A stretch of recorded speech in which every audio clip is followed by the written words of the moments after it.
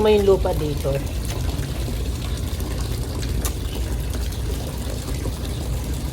So, madali naman kaproblema ka ng ano nito, lupa.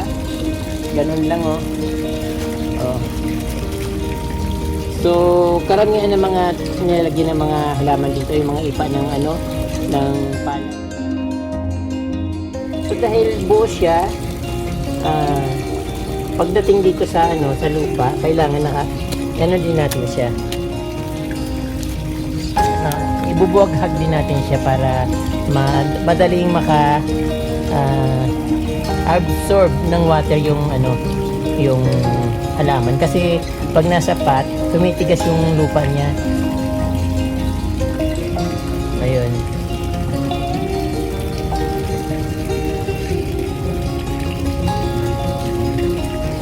Malambot naman yung mga ipa ng palay.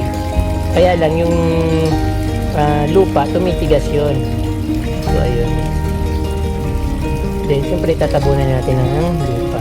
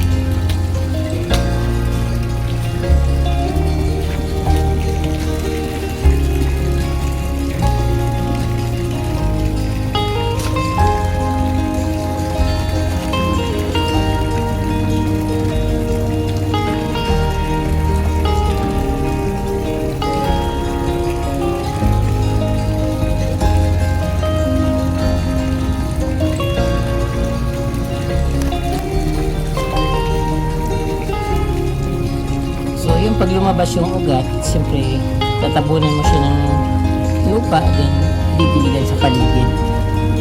Ayun.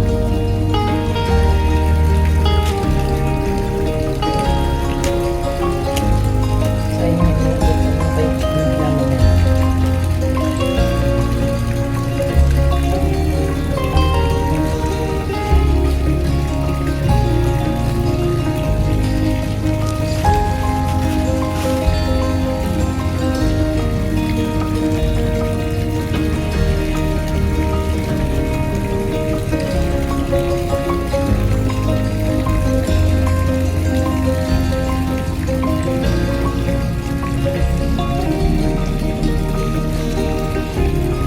wala siyang mga ugat, parang konting-konti lang.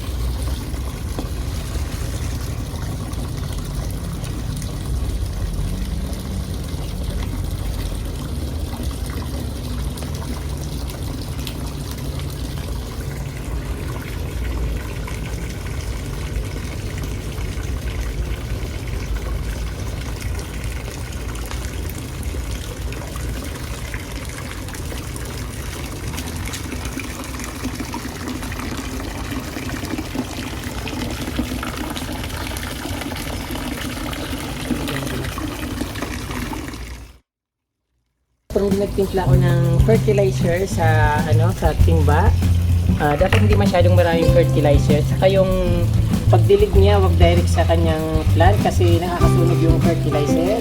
So, gagawin natin ay didiligan natin sa between halaman. So, dapat hindi siya matama ng kasi siya, chemical.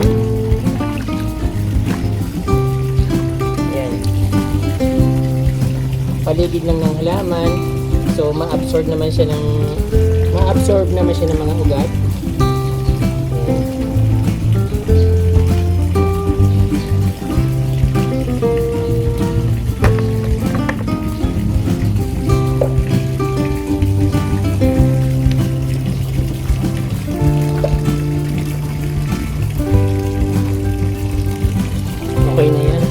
mababaw lang naman yung lupa niya.